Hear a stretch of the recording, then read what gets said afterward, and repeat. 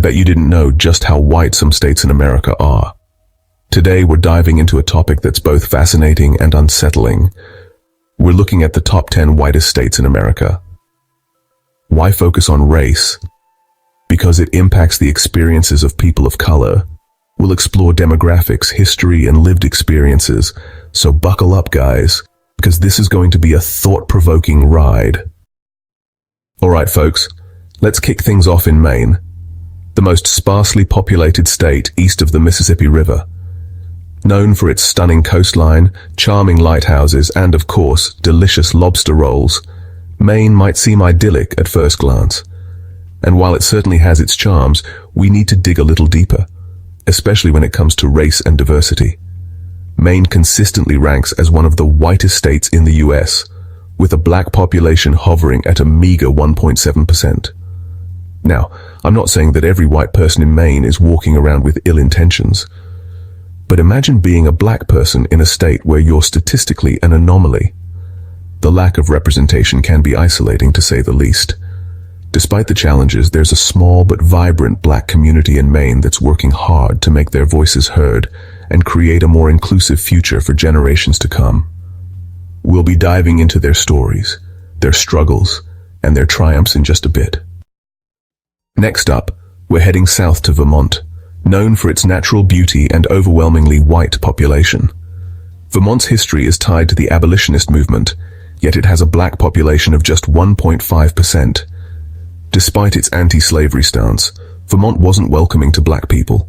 Today, Vermont still grapples with its racial legacy. Organizations like the Vermont Racial Justice Alliance work to dismantle systemic racism.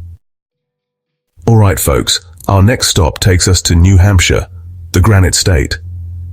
Known for its rugged beauty, its iconic "Live Free or Die" motto, and its first-in-the-nation presidential primary, New Hampshire definitely has a lot going for it. But when it comes to racial diversity, well, let's just say there's room for improvement. With a black population hovering around 1.8%, New Hampshire consistently ranks among the whitest states in the nation. Now you might be thinking, Brian, it's a small state. Maybe it's just a matter of geography. And while geography might play a role, it doesn't tell the whole story. See, New Hampshire, like many other states in the Northeast, has a history steeped in colonialism and segregation. This legacy of systemic racism, coupled with a lack of intentional efforts to promote diversity and inclusion, has resulted in a state where black people often feel invisible, unheard, and unwelcome. Despite the challenges, there are pockets of black excellence thriving in New Hampshire. From community organizations to cultural centers to black-owned businesses, there's a growing movement to reclaim space and celebrate black identity in a state that often feels indifferent.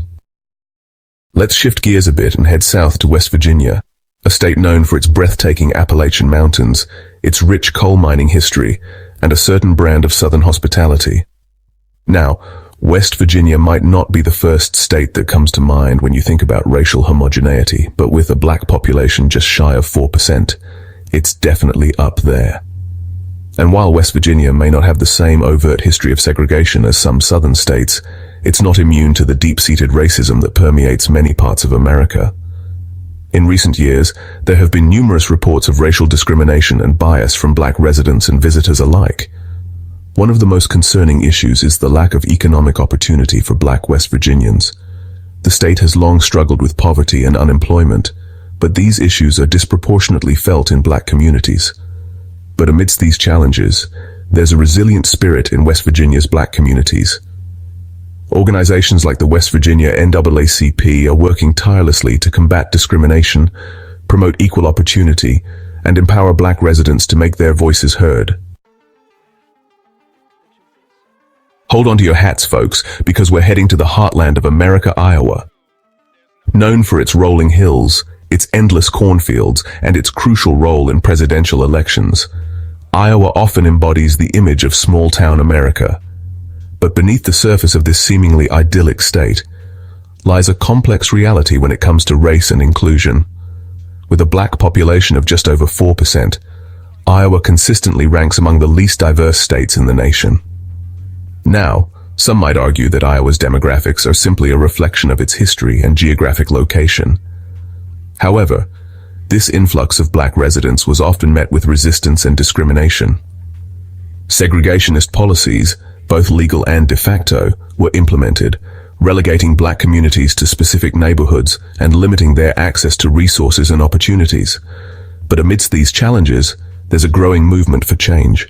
Organizations like the Iowa-Nebraska NAACP are working tirelessly to dismantle systemic racism, advocate for policy changes, and empower black communities across the state. Get ready to saddle up, folks, because we're heading west to Wyoming. Known for its stunning natural beauty, its iconic national parks, and its rugged individualism, Wyoming often conjures up images of cowboys, rodeos, and wide open spaces. But beneath the surface of this seemingly idyllic state lies a complex reality when it comes to race and inclusion. With a black population hovering around 2%, Wyoming consistently ranks as one of the least racially diverse states in the nation. From the early days of homesteading to the present day, black Wyoming residents have often encountered prejudice, exclusion, and a lack of opportunities. The state's history is dotted with instances of racial violence, segregationist policies, and a general lack of understanding or acknowledgement of the black experience. But amidst these challenges, there's a resilient spirit in Wyoming's black communities. Small but determined, these communities are working to preserve their history, celebrate their culture, and create a more inclusive future for generations to come.